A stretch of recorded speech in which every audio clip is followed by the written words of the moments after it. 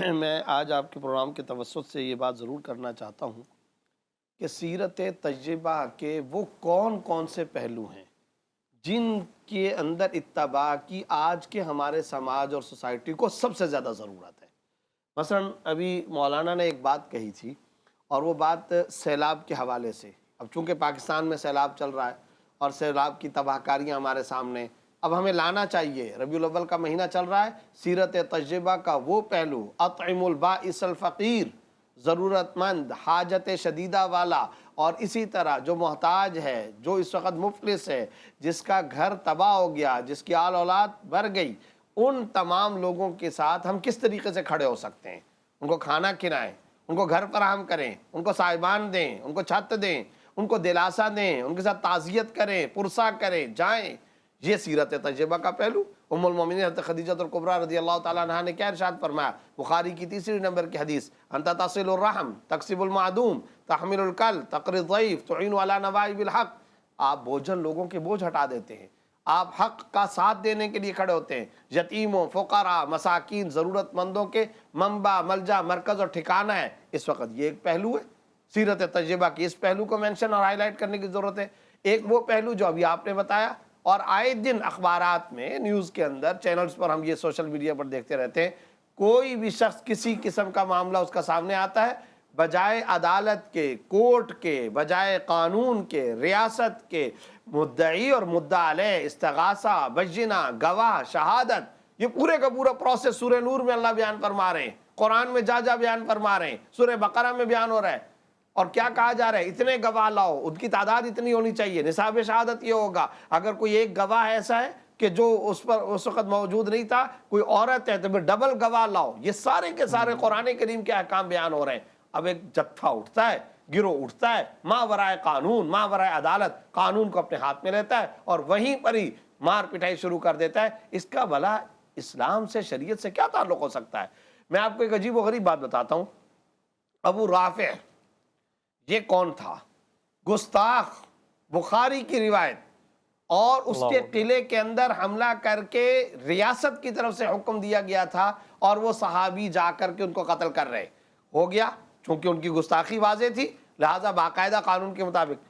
لیکن آپ اندازہ لگائیے، کچھ لوگوں نے اس وقت ان کے قلعے اور کچھ ساز و سامان کو اٹھانے کی کوشش کی گئی۔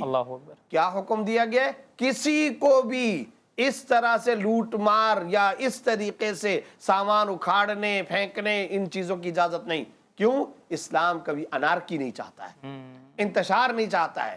جو سزا ہوگی by the rule, by the قانون، بائی دا کورٹ، دینے والا کون؟ جج، امیر المومنین، خلیفۃ المسلمین، عدالت، وہ اس کو سزا دے گی۔ اسی طریقے سے وہ پورے پروسیس کو بھی اسلام بار بار ڈسکس کرتا ہے۔ حضرت اسامہ بن زید رضی اللہ تعالی عنہ کا مشہور واقعہ آپ کو معلوم ہے کہ جس وقت وہ جو غیر مسلم ہے، محارب، دشمن، لڑائی کرنے والا اور صحابہ کرام سے جنگ کرنے والا، جب ان کو موقع مل گیا تو موقع ملنے کے بعد جب وہ ان پہ چڑھے تو اس وقت انہوں نے کیا کہا؟ لا الہ الا اللہ محمد رسول اللہ۔ اس کے باوجود ان کو قتل کر دیا، کیونکہ واضح طور پر پتہ چل رہا ہے، واضح طور پر کہ یہ اب اپنی جان بچانے کے لیے کلمہ پڑھ رہا ہے۔ واقعہ نبی صلی اللہ علیہ وسلم کے دربار میں آتا ہے، اور جب پیش ہوتا ہے تو آپ صلی اللہ علیہ وسلم نے فرمایا، اس نے کلمہ پڑھا، تم نے پھر بھی قتل کر دیا۔ فرمایا کہ یا رسول اللہ، وہ تو اپنی جان بچانے کے لیے۔ اس موقع پر آپ صلی اللہ علیہ وسلم فرمایا، حل لا شققت قلبہ، تو نے اس کے دل کو چیر کے کیوں نہ دیکھ لیا؟ کیا تو نے اس کے دل کو چیرا تھا؟ یہ حدیث کے الفاظ ہیں۔ تو پتہ یہ چلا کہ کسی کو قانون ہاتھ میں لینے کی اجازت نہیں۔ اور ولید شیخ صاحب بھائی، یہی تو اصل مسئلہ ہے۔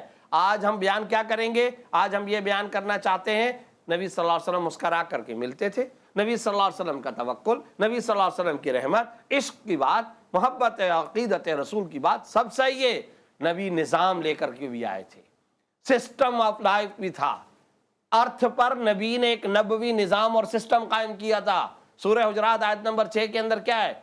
ان جاءکم فاسق بنبأ فتبینوا، کوئی خبر آئے تحقیق کرو، آتھینٹسٹی پتہ کرو، مستند ہے کہ نہیں ہے۔ بانا یبینو فتبینوا، واٹ از دا میننگ فتبینوا؟